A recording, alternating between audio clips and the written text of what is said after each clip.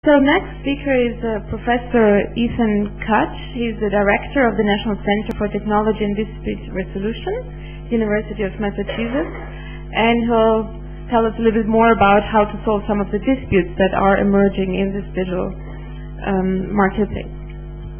Thank you. Thank you, Neva, and thank you everybody else who organized this. If you put your slides online, I will spend an hour trying to understand them. But I would promote you even without reading them. I don't think I've been at a meeting where I've been simply as impressed by the amount of work that went into something as looking at that. So, thank you. I'm here to not to talk about rules and not to talk about pirates, I don't think, but to talk about disputes. And disputes are important. They're important for two reasons, or resolving disputes are important for two reasons.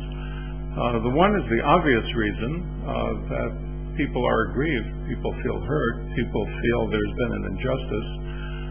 The second one has to do, in this context, with resolving disputes so people are more willing to do what they were doing before the dispute arose.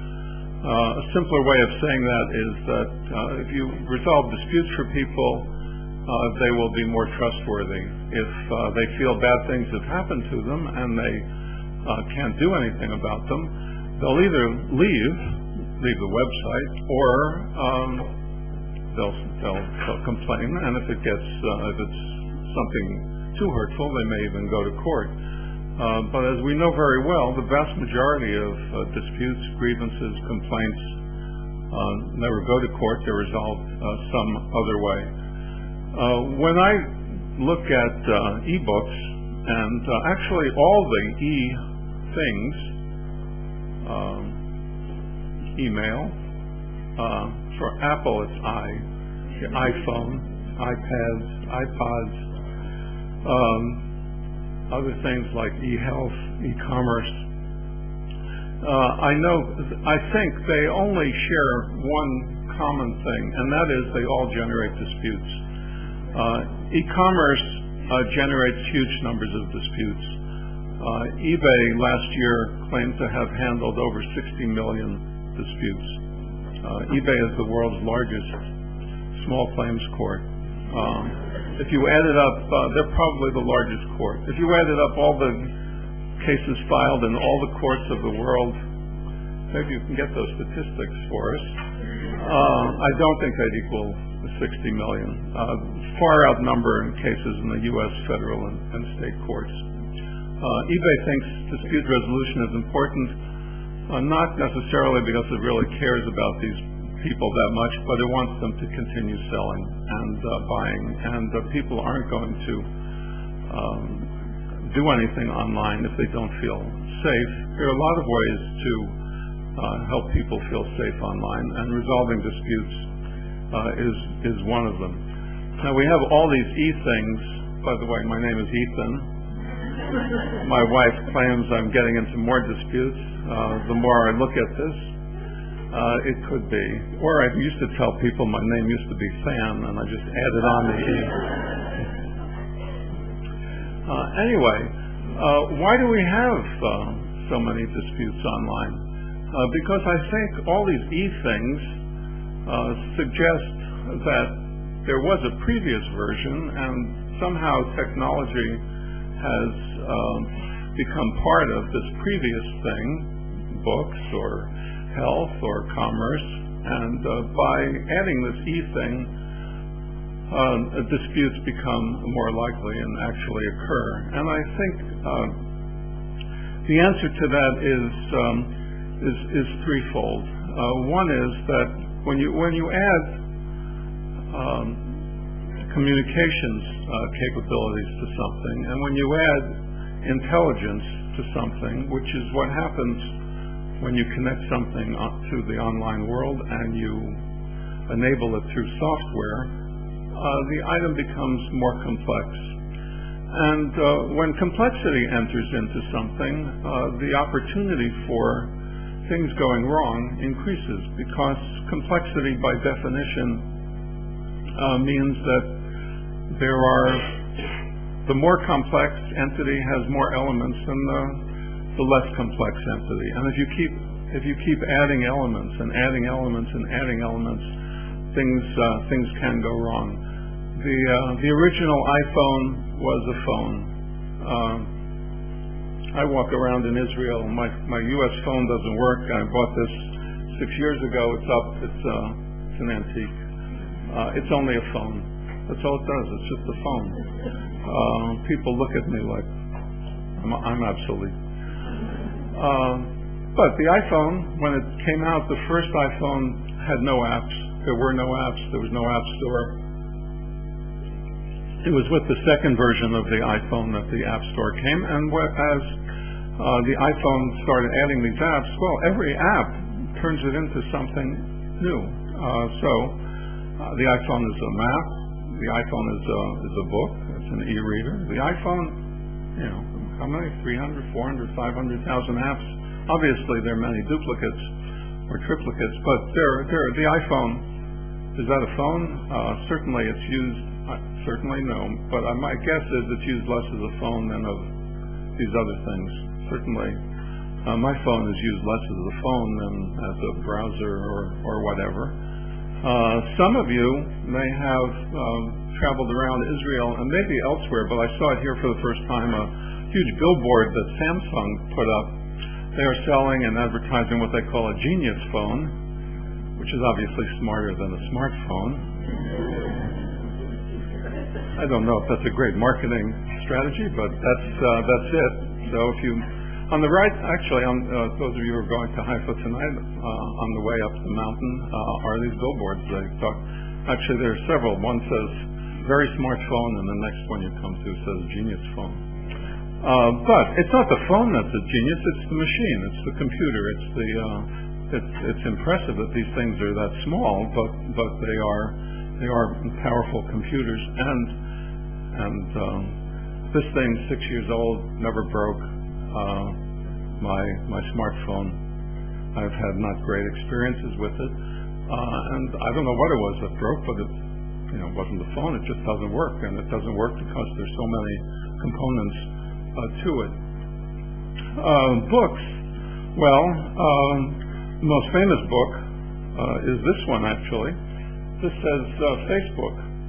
This is the original Facebook, literally. The original Facebook, Quincy House at Harvard, 2002. And, well, that was a simple item. And the first digital version was, was kind of the model of an e-book. That's all, simple version of the e-book, basically. A digital version of exact digital copy of a print book, but that's not what Facebook is now, and none of us really, unless you think about it, even notice the word book. Well, I actually have been wondering why Harvard University hasn't sued Mr. Zuckerberg for copyright violation. There are a trail of people, I don't know if you've been reading recently, a trail of people suing him. And I know titles of books can't be copyrighted, and ideas can't be copyrighted, but it's worth a shot for Harvard to go after him. I think it's ironic that Larry Summers was president at the time, and great economist, it didn't occur to him, but it's a free idea for whoever wants to ask them.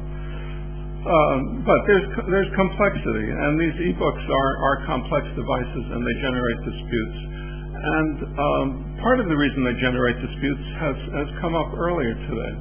Eva had the slide of intermediaries, and I think our keynote speaker alluded to some of this when he alluded to the licenses that he feels he has to sign. He doesn't like them. What does that mean, you sign a license? It means you have a relationship with somebody. And we have relationships currently with huge numbers of people I'm sure you don't think about this, but think about the number of times you've indicated I accept on something, and think of times when you didn't really have to do that. You just bought the phone and you ignored all the fine print, so to speak, that was in the box. So I like Neva's slide. I don't know if you remember, it was about, must have had 100 or 50 or 100 companies there.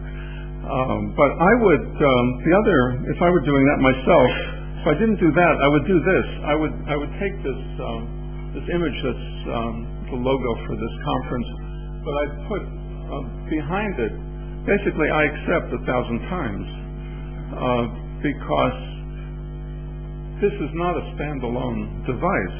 It's a standalone device which comes with a lot of baggage. The baggage is in terms of the relationships that you have with all of these entities. And again, relationships, some percentage of relationships, no matter what the relationship is, ends up with a problem. And that's true here as well, I think.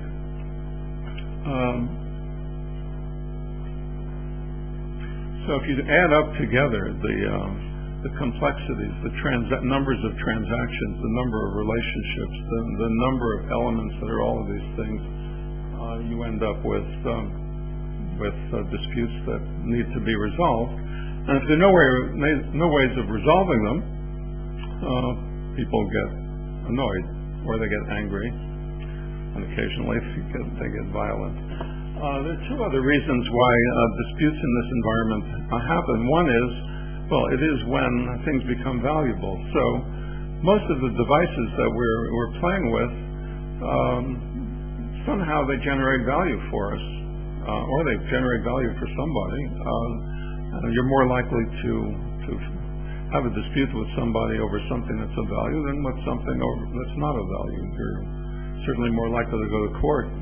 You're not going to go to court unless there's something of value, monetary or some other reason. And then there is the issue of the fact that all of this technology doesn't really reinforce, generally I think, doesn't reinforce the traditional ways we've had of dealing with problems, partly because these are new problems, and partly because I'd say, informal way we've had of dealing with problems in the past, we're not familiar with those anymore. Why aren't we familiar with them? Well, maybe the problems are with different people, different parties, who knows what.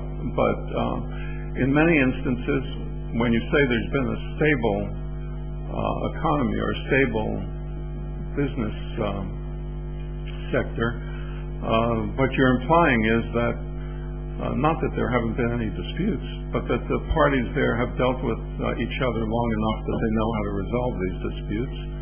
And when technology comes in, it's disruptive.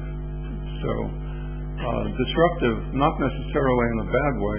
Some of you may have read Clayton Christensen's Disruptive Innovation books. Not necessarily disruptive in a bad way, but disruptive nonetheless of the way things used to be done. And McLuhan was mentioned earlier today in a kind of negative way. My own history is that reading McLuhan was what intrigued me about communications. And as well mention another book by Elizabeth Eisenstein called Printing as an Agent of Change was the other thing that confirmed to me that the law was an information-based enterprise and that printing was important, and technology removed some of the support that printing provided to the enterprise. So we lose some support, we gain new relationships, we engage in huge numbers of transactions, we end up with disputes. And you know more about the disputes than I do. I didn't know anything about the conflict books or conflict thing that Google Books has, disputes between authors and publishers. Those should be resolvable. Or disputes with licensees are obviously more difficult because the licensors have more power than the licensees. How do these things? 2 minutes on how do you resolve a dispute online? Actually, a minute 40 seconds. How does eBay handle 60 million disputes? Obviously not with human beings.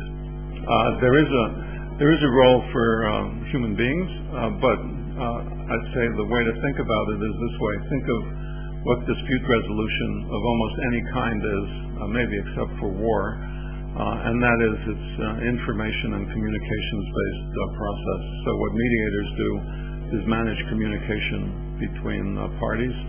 What arbitrators do is use information in a different way. They have authority, and what judges do is use information in a different way. They have authority to make decisions as well. Computers are information processing devices. With appropriate software, they should be able to manage communication among parties who don't like each other or don't get along well with each other. The eBay disputes are impressive in the number, but they're actually simple disputes, and that's what makes it possible to handle, for them to have generated software that can handle these things. I say they're simple because there are only 5 or 10 things that can go wrong with a sale or a purchase between a seller and a buyer on eBay. It broke, it didn't arrive, whatever. More complex disputes obviously require more powerful software or expertise. But my underlying point is that all of this technology doesn't simply provide us with conveniences. It generally does.